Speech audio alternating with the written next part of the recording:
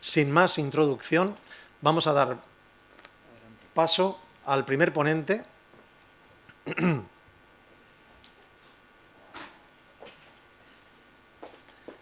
Alejandro López Oliva, doctor en Derecho, colaborador del Instituto Ciencias de la Vida y del Observatorio de Bioética de nuestra universidad, profesor en nuestra universidad, formado en Ciencias del Matrimonio y la Familia. Ha intervenido en numerosas ocasiones con nuestro observatorio en la realización de cursos, ponencias, conferencias, jornadas, apoyando siempre la defensa de la vida, de la verdad y dándonos una cobertura muy sólida desde el ámbito jurídico. Pensamos que una síntesis, no queremos un jurista que nos aburra, queremos un experto en derecho que nos haga una síntesis de qué papel juega la regulación legal en todo esto, que sepamos qué es lo que tenemos entre manos, a dónde nos puede conducir, ¿de acuerdo?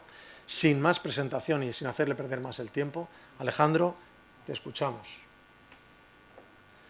Muy bien, pues muchísimas gracias, Julio. Agradecer la invitación dada por el Observatorio de Bioética de la Universidad a participar en esta mesa para tratar brevemente de los aspectos legales de la Ley Orgánica de Regulación de la Eutanasia. Mascarilla. Y que llevaré a cabo tratando los puntos indicados que se exponen ahí. Sin más preámbulo, voy a pasar a leer lo que llevo preparado con la finalidad de ceñirme al tiempo establecido, que ya llevamos un poquito de retraso. Perfecto. Empezamos con la tramitación. Perfecto, tramitación, primer punto. Esta ley, pese a que se trata de una iniciativa del Gobierno de España, no se ha tramitado como proyecto de ley del Gobierno, sino como proposición de ley del Partido Socialista. De manera que no ha habido que consultar para que informe al Consejo Español de Bioética, creado en el 2007 para estos casos, ni a la Comisión Permanente del Consejo de Estado, ni se ha sometido a informe del Consejo General del Poder Judicial. Esta ley orgánica se ha tramitado sin tener en cuenta lo que dice sobre la eutanasia la Asociación Médica Mundial, el Consejo General de Colegios Oficiales de Médicos de España, ni el Comité de Bioética Nacional, ni la Sociedad Española de Cuidados Paliativos, ni la Sociedad de Psiquiatría, ni el Comité Español de Representantes de Personas con Discapacidad, el CERMI. Esta ley orgánica se ha tramitado sin dar un periodo de audiencia pública, sin consultar a organismos médicos, sin algún informe independiente técnico, jurídico, médico o bioético que haya valorado la norma, sin convocar un referéndum, como ocurrió en el caso de Nueva Zelanda, sin demanda social alguna, salvo la del lobby de la eutanasia, sin ningún estudio demoscópico público reciente, serio e informado, con preguntas reales y adecuadas, y sin permitir comparecencias de expertos de todo tipo, y especialmente en materia de atención a pacientes terminales. Ni tan siquiera se ha permitido la comparecencia de profesionales sanitarios que son los interesados y afectados en aplicar esta ley.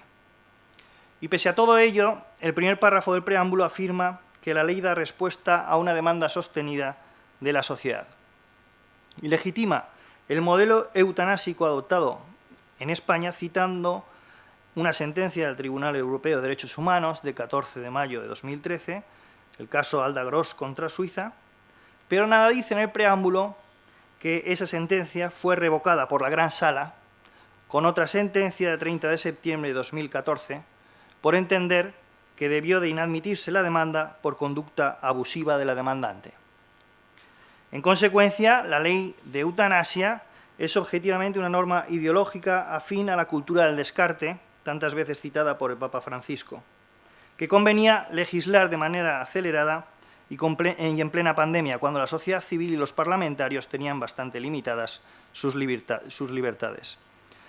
Ante esta ley, como saben, se interpuso recurso de inconstitucionalidad por el partido Vox el 15 de junio de 2021 y una semana más tarde por el Partido Popular. Ambos recursos se admitieron a trámite y se denegó la medida cautelar que había pedido Vox de suspender la aplicación de la norma por los evidentes daños irreparables que ocasionaría. Por otra parte, que el Estado actúe para provocar la muerte de un ciudadano contradice de forma radical lo afirmado reiteradamente por el Tribunal Europeo de Derechos Humanos y por el Tribunal Constitucional, de que no existe un derecho a exigir que se provoque la propia muerte. En cuanto al objeto y el título, el objeto consiste en las condiciones exigidas para solicitar y recibir la ayuda necesaria para morir y se titula Regulación de Eutanasia. Pero en realidad viene a establecer dos nuevos tipos jurídicos. El primero es el homicidio legal, donde se despenaliza el homicidio con las condiciones, los requisitos y el procedimiento que establece la ley. Y el segundo, el suicidio legal, que permite pues, que una persona se quite la vida autoadministrándose la sustancia que le faculte un profesional sanitario. En consecuencia, hay una vulneración del principio de seguridad jurídica al confundir normativamente lo que la ley anuncia que regula y lo que realmente establece. Para evitar esta vulneración, se podía haber puesto en el título de la ley, que es Ley de Prestación de Ayuda para Morir, o bien, como han puesto en Luxemburgo y Países Bajos, Ley de Eutanasia y Suicidio Asistido. Por otra parte, resulta llamativo que en la ley se hable del nuevo derecho individual a la eutanasia o a recibir ayuda para morir, como contraposición al derecho a la vida del paciente, como si hubiera un conflicto entre bienes constitucionales o derechos fundamentales.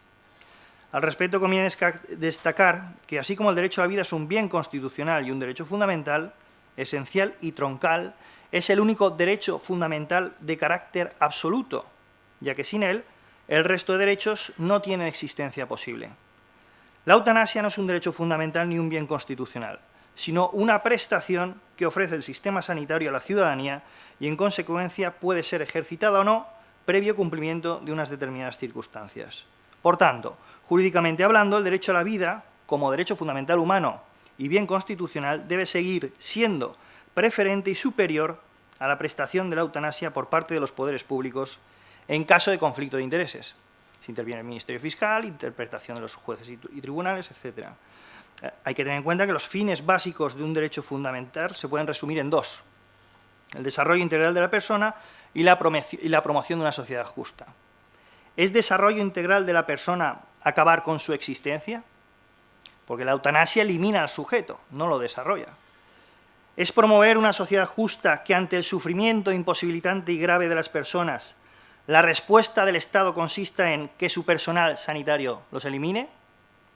¿No sería una sociedad más justa que se solventaran las causas de su deseo de morir, que se eliminara al máximo el sufrimiento o el dolor que pueda estar sufriendo el paciente?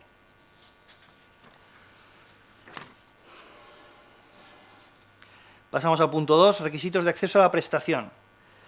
Si el paciente está con plenas facultades volitivas y de entendimiento, tiene que cumplir los 5 requisitos que ahí se exponen, siendo destacable la segunda parte de la letra D, que especifica que la persona sufra un padecimiento grave, crónico e imposibilitante, por su subjetividad, ya que dependerá de las circunstancias y condiciones de vida de cada persona, en el que cabe prácticamente cualquier cosa a instancia del paciente y que deberá certificarse por el médico responsable.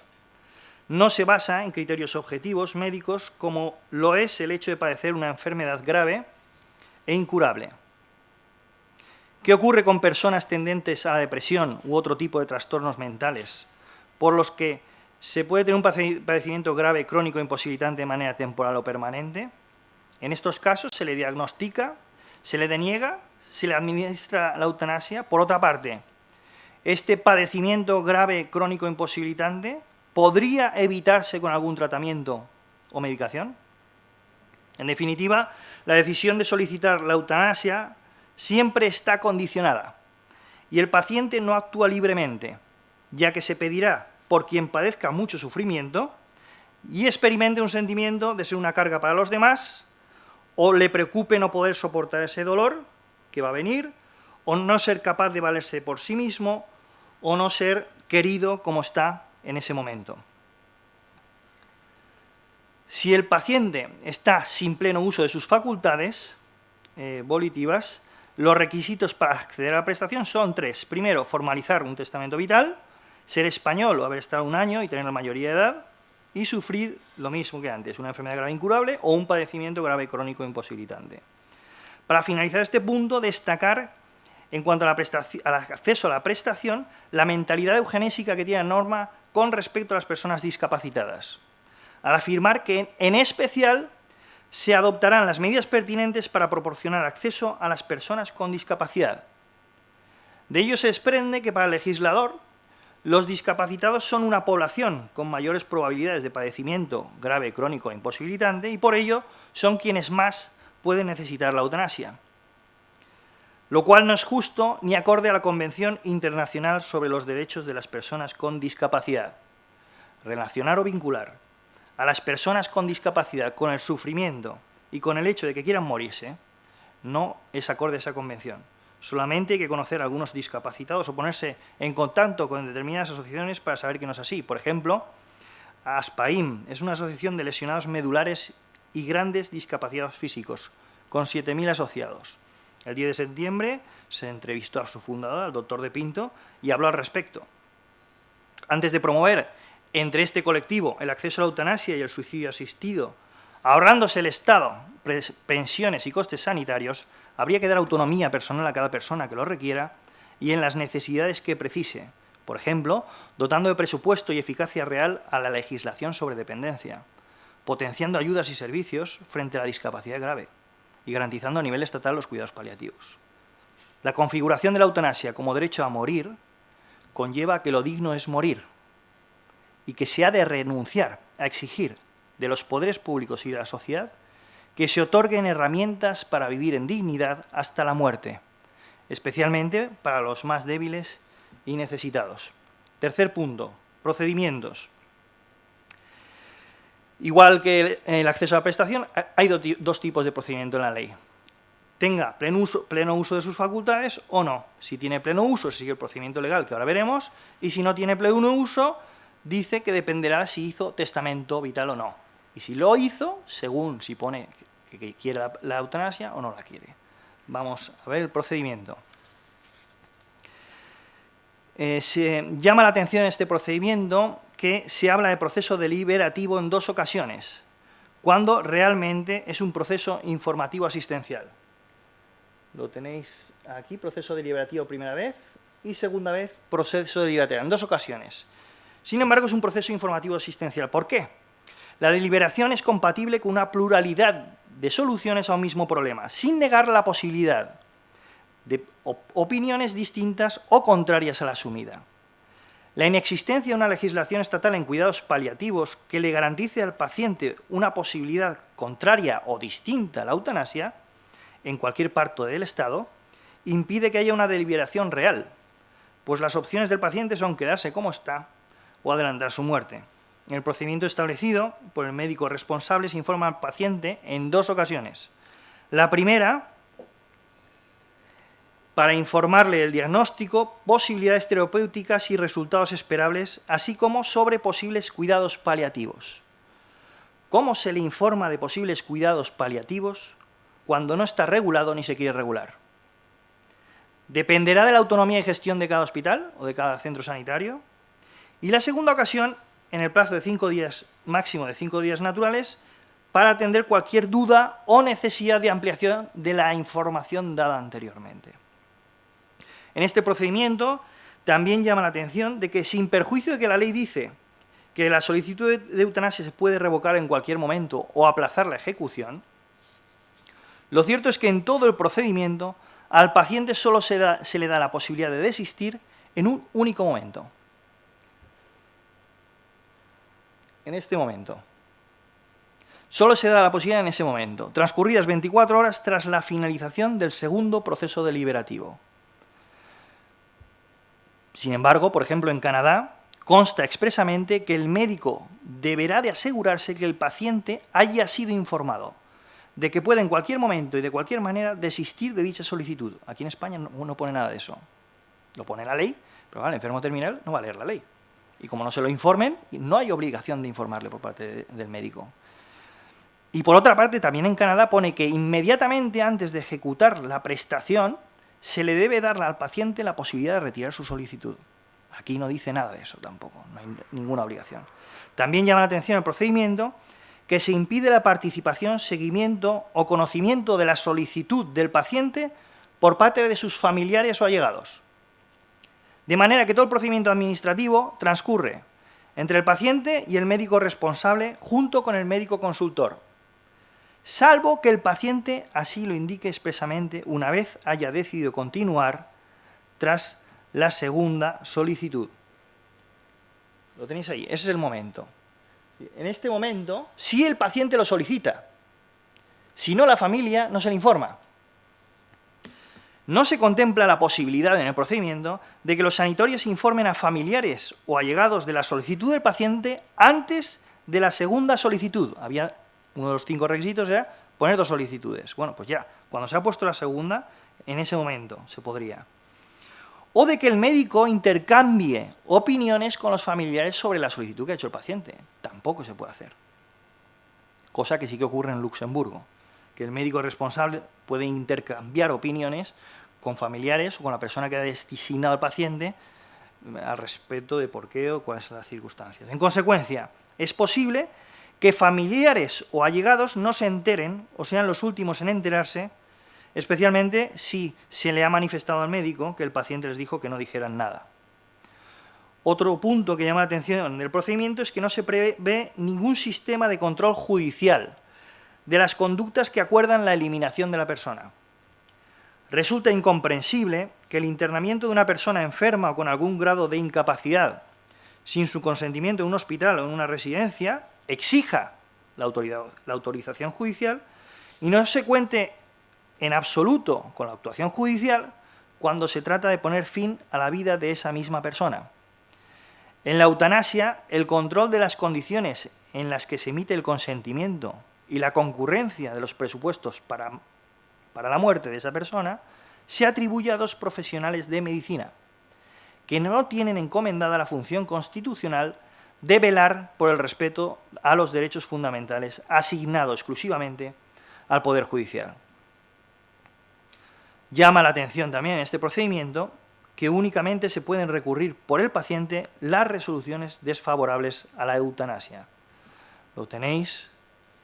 Aquí es el primer recurso, la segunda posibilidad de recurso está aquí y la tercera es esta, ante la comisión. Solamente puede recurrir el paciente a las resoluciones desfavorables, pero ningún familiar o allegado puede recurrir las resoluciones favorables, ni tan siquiera el legal representante en caso de incapacidad judicial. Es decir, en procedimiento judicial se designa a un representante, pues este tampoco puede recurrirlo. Por ejemplo, alegando una situación psicológica o psiquiátrica del paciente. Por ejemplo, impugnando la autoría del testamento vital. Por ejemplo, alegando haber iniciado un procedimiento judicial de incapacidad o alegando vicios en la voluntad o en el consentimiento del que solicita la eutanasia. O simplemente alegando que no existen cuidados paliativos. Si a este hombre le quitan el dolor, no va a pedir la eutanasia. También llama la atención en el procedimiento las comisiones, las llamadas comisiones de garantía y evaluación. A partir de aquí ya pasa a la comisión y la comisión decide al final si es favorable o desfavorable. Hay una comisión por comunidad autónoma y en las ciudades de Ceuta y Melilla. Hay un decreto del 82-21 publicado el 23 de junio, que es el decreto de la Comunidad Valenciana. Y lo que dice es que estas comisiones están compuestas por miembros de colegios profesionales a propuesta de los presidentes de esas comisiones. La presidencia de la comisión es un médico funcionario adscrito a la Consellería de Sanidad, la secretaría es un jurista funcionario o estatutario adscrito a la Sanidad, y luego hay unos vocales, 13 vocales. 4 son médicos, vienen a instancia de la presidencia del Colegio de Médicos, 4 son abogados, 2 enfermería, 2 psicología y 1 trabajador social. A su vez deben designar suplentes para estas personas, procurando la paridad de sexos, y luego un mandato de 2 años prorrogable por otros 2 años. Entre sus funciones está la de elaborar un informe anual de evaluación acerca de la aplicación de la ley que se remitirá a la Consellería de Sanidad. En estas comisiones se echan en falta 4 cosas. Primera, una mayor formación de los miembros. Estamos hablando de resolver asuntos atinentes a la existencia o no de una persona. Por ejemplo, en Bélgica hay 8 doctores en medicina, no solo profesionales colegiados. 8 doctores en medicina, entre los que 4 son profesores o catedráticos de universidad. En Bélgica también hay 4 miembros, profesores catedráticos o catedráticos eméritos de Derecho en una universidad. En Luxemburgo hay 3 juristas, un abogado del Supremo, a propuesta del Colegio de Abogados, un magistrado propuesto por la Corte Superior de Justicia y un profesor de Derecho de Universidad. Otra cosa que se echa en falta en estas comisiones es que el perfil de los profesionales que lo integran sea cercano a las características de los pacientes que pueden solicitar la eutanasia. En Bélgica hay 4 miembros especializados en la problemática con pacientes con enfermedad incurable. En Luxemburgo hay 2 miembros de médicos especializados en el tratamiento del dolor. Aquí simplemente son colegiados. Una tercera cosa que echa en falta en estas comisiones es una rendición de cuentas oficial y pública. Interesaría haber garantizado la mayor transparencia y publicidad posible, ya que se trata de matar o no a seres humanos, como sería que los informes se fuesen al Parlamento y que terceros ajenos a los diputados pudiesen acceder a esos informes. Por ejemplo, en Bélgica y Luxemburgo se establece que cada 2 años se envía a la Cámara de Diputados un informe estadístico sobre los datos recogidos en aplicación de la ley, un informe descriptivo y evaluativo de los mismos y, en su caso, recomendaciones o mejorías de la ley. En Países Bajos se presenta un informe anual a los ministros de Justicia y de Salud del trabajo realizado y estos entregan a su vez un informe al Parlamento. Aquí no hay nada, se para todo en la Consejería de Sanidad y no hay ninguna publicidad. Y el último aspecto que llama la atención de las comisiones es que no hay partida presupuestaria para cubrir los gastos y la retribución del funcionamiento del personal administrativo que está en esa comisión. Es decir, en Bélgica dice que la partida presupuestaria es a cargo del Ministerio de Sanidad y Justicia por partes iguales. En Luxemburgo los gastos corren a cargo del presupuesto del Estado. En España no hay gastos. Va sin gasto, no hay presupuesto alguno para estas comisiones. Bien, seguimos. Hemos visto peros del procedimiento con solicitud expresa. Vamos a ver qué pasa si no hay pleno uso de las facultades. Si hemos dicho que iba según el testamento vital. Si en el testamento vital de este paciente pone querer la eutanasia, implicará su eliminación solamente con la certificación del médico responsable. Un certificado del médico responsable en donde determine que el paciente no se encuentra en pleno uso de facultades ni puede prestar su conformidad, según los protocolos que ha hecho el Consejo Interterritorial del Sistema Nacional de Salud. Sin que haya obligación de facilitar información a personas allegadas al paciente, no hay obligación legal, sin obligación de especificar si la situación de incapacidad de hecho es permanente o temporal, es decir, imaginaos una amnesia temporal por un accidente de tráfico que provoca una rotura del cuello con una lesión medular, por lo tanto, prevé un padecimiento grave e imposibilitante. Pues esta persona que tiene una amnesia temporal, se le aplica la ley, porque no determina nada qué tipo de incapacidad de hecho. Y es temporal. Si a lo mejor dejásemos un tiempo, sería consciente y no solicitaría eutanasia, pero como es incapacidad de hecho, se ve el testamento vital, y si en el testamento vital lo hizo con 20 años y quería que se le aplicase la eutanasia, a esta persona se le pone la eutanasia. Destacar que la certificación de incapacidad de hecho es llevada a cabo por el médico responsable al margen de la autoridad judicial. Y una vez apreciada, el cumplimiento de los requisitos para matar al paciente queda a la entera discrecionalidad del médico responsable. Al respecto, conviene recordar que la Ley de Enjuiciamiento Civil tiene la normativa aplicable a todos los procesos que versen sobre la capacidad de las personas, para declarar su incapacidad por sus circunstancias, Alzheimer, Parkinson, discapacidad psíquica mental, etc. Y así designar un representante legal que complemente y ejerza los derechos y deberes del incapacitado. ¿Qué ocurre si un familiar del paciente promueve la declaración judicial de incapacidad para que se le nombre como legal representante y así impugnar la autoría del testamento vital o desistir de la solicitud? Hemos visto que el médico responsable certifica que no está en pleno uso. Otra cosa que determina la Ley de Enjuiciamiento Civil es que las autoridades y funcionarios públicos, como el personal estatutario sanitario, que por sus cargos conocieran la existencia de una posible causa de incapacitación en una persona, deberán ponerlo en conocimiento del Ministerio Fiscal. Artículo 757.3.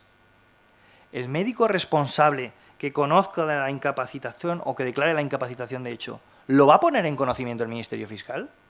porque no está en la ley de eutanasia, pero sí está en la ley de enjuiciamiento civil. Seguimos. Bien, pues si el paciente sin pleno uso de sus facultades, una incapacidad de hecho, que hace un testamento queriendo la eutanasia y tiene certificado del médico responsable, pueden ocurrir dos cosas. Como está incapacitado, no puede fechar y firmar la solicitud. ¿Qué hacemos? Pues la ley dice que lo podrá hacer un tercero, mayor de edad y capaz, sin que el paciente lo haya nombrado previamente como representante. Este tercero lo único que identificará es que se identificará diciendo que quien demanda la ayuda para morir no está en condiciones. Y ya está. La solicitud podrá ser presentada al médico responsable por otra persona, mayor de edad y capaz, acompañándolo del testamento vital. En caso de que no exista ninguna persona que pueda presentar la solicitud, el propio médico que lo trata podrá presentar la solicitud de eutanasia y estará legitimado para solicitar y acceder a su testamento vital a través de la autoridad sanitaria autonómica. Cerramos los procedimientos y pasamos a la objeción de conciencia. Bien, ¿qué profesionales están directamente implicados? Los profesionales sanitarios que realicen actos necesarios y directos, anteriores o simultáneos, sin los cuales no fuese posible llevar a cabo la eutanasia. Concretamente, estamos hablando de profesionales de medicina y de enfermería que intervengan en el proceso final, los médicos responsables y consultores, otros profesionales sanitarios que pudiesen intervenir, como los psicólogos clínicos, y los farmacéuticos en caso de que sea necesario la formulación magistral de algún medicamento o un kit de medicamentos. ¿A quién y cómo se presenta la objeción? Al no especificar nada, la ley se entiende que es la propia dirección gerencia del centro sanitario quien recibe esa comunicación, rellenando un formulario que conlleva la inscripción en el registro de profesionales objetores, profesionales sanitarios objetores. La obligatoriedad que se impone a los objetores de registrar previamente su condición para realizar una prestación sanitaria se opone al derecho fundamental del artículo 16.2 de la Constitución, por el que se exime la obligación de declarar a cualquier persona sobre su ideología, religión o creencias. La existencia del registro de objetores no tiene relación causal con garantizar la prestación sanitaria. Es decir, registrarse no es necesario para ejercer la eutanasia, por lo que es lógico que genere preocupación en los profesionales sanitarios en cuanto a consecuencias profesionales que pudiera adoptar la Consejería de Sanidad. Sobre todo cuando se puede objetar en cualquier momento y dependiendo del caso concreto, y que se podría evitar si el mencionado registro se lleva a cabo en el Colegio Oficial de Médicos o se contara con personas o equipos dispuestos a participar en las distintas fases del procedimiento, de manera que el médico responsable, si es objetor, podría acompañar al paciente hasta el final y en el último momento entrarían estas personas que se han ofrecido voluntariamente. ¿Cuándo se presenta?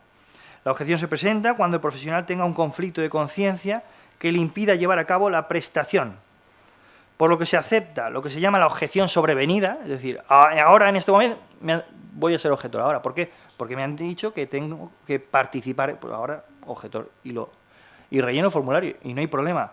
Y también la reversibilidad de la decisión. Es decir, yo en su día firmé y ahora salgo del registro. Por lo tanto, en el registro de objeción de conciencia los profesionales sanitarios podrán inscribir sus declaraciones de objeción o anularlas en cualquier momento. Y finalmente, destacar que hay un absoluto mutismo en relación a las personas jurídicas, ideológicas o de tendencia, como por ejemplo son partidos políticos, sindicatos, confesiones religiosas. Son personas jurídicas que están dotadas de un ideario o carácter propio, de manera que su actividad conlleva la vivencia y defensa de determinados postulados, sin que pueda ser neutral al estar dotado de una perspectiva concreta. El ideario o carácter propio de la persona jurídica es la conciencia institucional que expresa una concreta opción ideológica, su vertiente colectiva de manera oficial y pública. Es decir, resulta evidente que las personas jurídicas de ideario católico, residencias, hospitales, universidades, no realizarán prestaciones ni realizarán formación que conlleven la muerte de un ser humano, como ocurre con el aborto, la eutanasia y el suicidio asistido, porque va directamente contra su cosmovisión e identidad. La existencia real y efectiva de estas entidades católicas con su ideario es expresión del pluralismo y la libertad de una sociedad democrática, más en materias controvertidas carentes de consenso universal, y ha de ser respetado y tenido en cuenta por los pacientes que soliciten eutanasia o aborto, por los trabajadores y profesionales sanitarios de dichas entidades católicas y por los poderes públicos, de manera que se garantice tanto la libertad y el pluralismo propio de una sociedad democrática como la voluntad y autonomía del paciente, que lo solicite esa práctica de la eutanásica o el aborto, que se realizarían en otra residencia, centro o domicilio carente de ideario o de carácter propio que lo impida. Quien tenga más interés al respecto, hay un artículo relativo a la conciencia de la persona jurídica en el observatorio. El último punto, y con esto ya voy acabando, la calificación legal. El homicidio y suicidio legal tienen en la ley orgánica la calificación legal de muerte natural a todos los efectos, lo que conlleva la posibilidad de que se informe a los familiares de la muerte natural del paciente cuando realmente le hubiera sido administrada o aplicada la eutanasia, una vez solicitada por un paciente que hace una solicitud y manifiesta su voluntad de no informar a la familia. Pues informará a la familia al médico y dirá que ha sido muerte natural. O que haya una incapacitación, de hecho, de una persona que hizo testamento vital en su día, donde ponía que quería la eutanasia, pero no sabía nada de la familia. En ese caso también se informará, no ha muerto de muerte natural, sin embargo le han puesto la eutanasia. Por otra parte, convendría dejar claro en el testamento vital que no desea que se le aplique la eutanasia, porque si pone una persona que desea morir de manera natural o desea tener una muerte natural, podría no quedar claro y ser reinterpretado interesadamente por familiares que quieren acceder a la herencia o por los sanitarios, porque la calificación legal es de muerte natural. Y a lo mejor una persona pone en el testamento vital, quiero morir de muerte natural, pensando en que no le pongan nada artificial para provocar su muerte, y está entrando en esta calificación. Para finalizar ya brevemente, que yo creo que ya me he excedido de la media hora, simplemente dos cositas del derecho comparado. Creo que lo importante era la ley. Países Bajos y Bélgica, como veis, admite la aplicación de la eutanasia a minoría de edad. La minoría de edad en los Países Bajos hay dos franjas. Una primera, 16 y 18 años, que para atender la petición tienen que haber participado en la toma de la decisión los padres o legales representantes. Y luego, entre 12 y 16 años, lo que tienen que hacer estos legales representantes es estar de acuerdo, y en ese caso ya se tramitaría eutanasia con menores de edad. En Bélgica, una cosa que se puede destacar, bueno, la minoría de edad, ahí no hace franjas de edades, sino que dice que es mayor de edad o menor emancipado, capaz, o también menor con capacidad de discernimiento.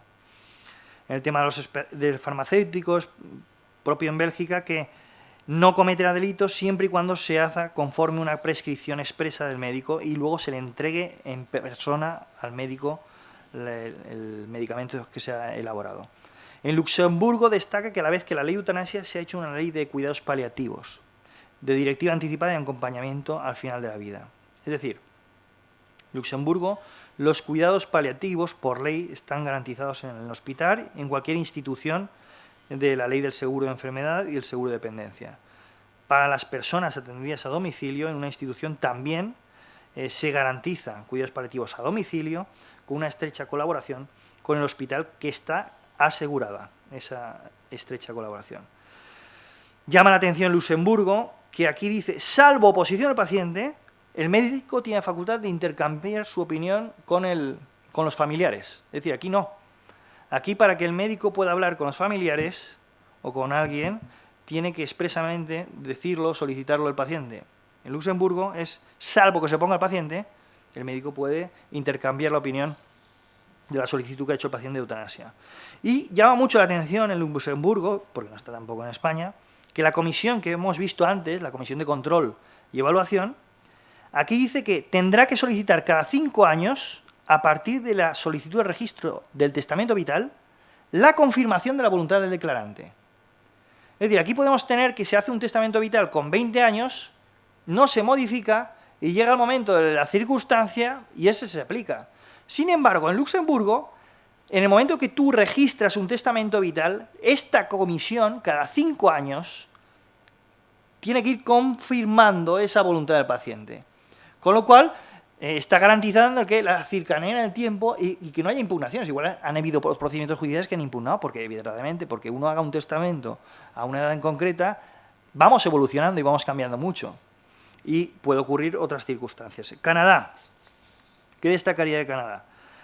En Canadá, por ley, se asegura de que la persona, el médico, tiene que asegurarse expresamente de que la persona ha sido informada de que puede en cualquier momento y de cualquier manera desistir de la solicitud. Aquí no. Y además, inmediatamente antes de ejecutar la eutanasia, se da a la persona la posibilidad de retirar su solicitud. Una cosa que también llama la atención, y con eso ya acabo, en Canadá, es que hay una revisión independiente por expertos en relación con personas con enfermedad mental. Y hay una revisión exhaustiva que se lleva a cabo por una comisión mixta de ambas cámaras de Parlamento, además muy bien hechas esas comisiones, hay 5 del Senado, 10 de la Cámara de Comunes, y esos 10, 5 del partido del Gobierno, 3 de la oposición y 2 de la oposición minoritaria. Entonces, esa revisión exhaustiva de esa comisión mixta, ¿qué analiza? Las disposiciones del Código Penal relativa a la eutanasia en cuestiones relativas a menores, a testamento vital, a personas con enfermedad mental, al estado de los cuidados paliativos en Canadá y a la protección de los discapacitados. Ya está. Lo siento por la tardanza.